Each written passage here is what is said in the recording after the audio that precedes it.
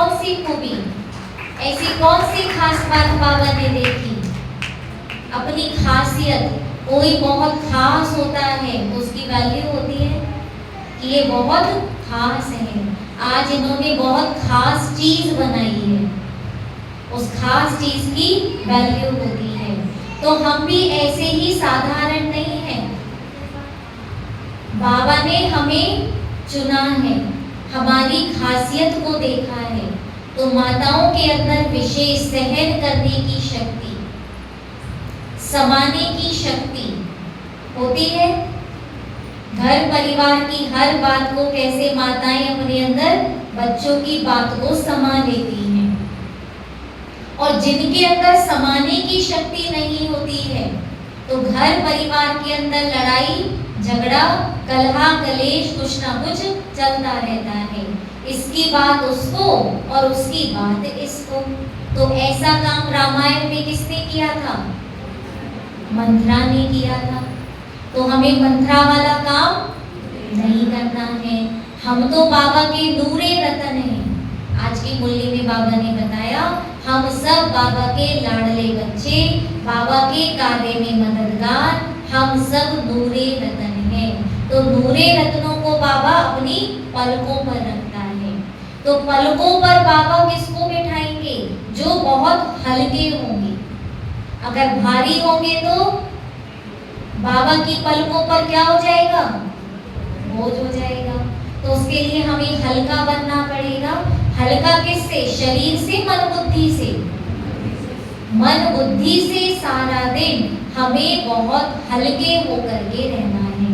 कल की बाबा की मुरली थी डबल लाइट फरिश्ता। तो लाइट के दो मीनिंग होते हैं। एक लाइट कहते हैं रोशनी को, कि यहाँ तो बहुत लाइट ही लाइट है, बहुत ही रोशनी है। दूसरा लाइट कहते हैं हल्केपन को, कि ये बहुत लाइट रहते हैं, ये बहुत इजी रहते हैं, इनका स्वभाव बहुत सरल स्वभाव है। कई लोग बड़े उसको क्या कहते हैं, कॉम्प्लिकेटेड जो होते हैं, हर बात में क्यों, क्या, कैसे, नुक्स निकाल देना, तुरंत किसी की कमी निकाल देना। तो ऐसे लोगों के से सब दूर रहते हैं। भाई इससे दूर रहना, इनको हम खुश नहीं कर सकते। और जो सरल नेचर के होते हैं, सरल चित्त होते हैं, भोले होते हैं, उनके सब मित्र बन जाते हैं, उनको सब अपना समझते हैं। तो मन और बुद्धि से हमें सदा हल्का रहना है। तो सदा हल्का रहने के लिए हम क्या करें? व्यर्थ मुक्त। व्यर्थ चलता है, आ जाता है व्यर्थ। किसी को देख कर देखो, इसको इतनी भी समझ नहीं है, इसको मैं बता के गई थी ये काम कर लेना, उसने अभी तक काम ही नहीं किया है। ये कोई समय होता है सो के उठने का? हम तो अपने जमाने में सुबह 5 बजे सारे काम करके फ्री हो जाते थे। तो मन के अंदर क्या चल रहा है? व्यर्थ चल रहा है। दूसरे के व्यवहार को देखकर, कर्म को देखकर मेरे मन में व्यर्थ चला, और व्यर्थ का दरवाजा जैसे ही खुल गया तो व्यर्थ प्रश्नों की लाइन लग जाती है। व्यर्थ का दरवाजा खोलना आसान है और व्यर्थ का दरवाजा बंद करने में बहुत मेहनत लगती है। अगर मन में एक बार व्यर्थ आ गया, मन के अंदर प्रश्नों की लाइन लग गई, फिर अपने मन को फुल स्टॉप लगाने में कितनी मेहनत लगती है? 1 दिन, 2 दिन, 4 दिन, कितना टाइम लगता है? 1 सेकंड में हो जाता है व्यर्थ खत्म। भिवानी के भाई बहनों का आज उसने मेरा मूड खराब कर दिया, तो मूड को ठीक करने में कितना टाइम लगा? सुबह बात हुई थी और अब शाम हो गई, शाम तक भी आपकी खुशी गायब है, रात को नींद भी नहीं आ रही है।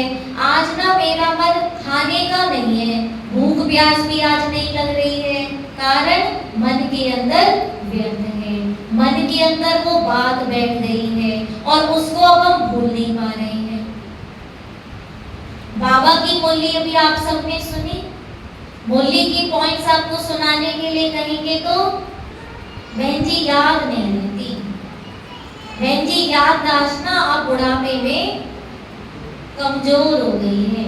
और दूसरी बातें तो हमें बहुत अच्छे से याद रहती है। बहू ने क्या कहा, पड़ोसी ने क्या कहा, उसने क्या कहा, 4-4 साल पुरानी बातें भी हमें याद रहती है। 4 महीने पहले वाली बातें भी याद रहती है, 4 दिन पहले वाली बातें भी याद रहती है, और अभी हमने आधे घंटे पहले जो मुरली सुनी वो भूल जाती है। तो मन के अंदर अगर बहुत ज्यादा व्यर्थ चलता है तो मन की शक्तियां हमारी खाली हो जाती है। बच्चे के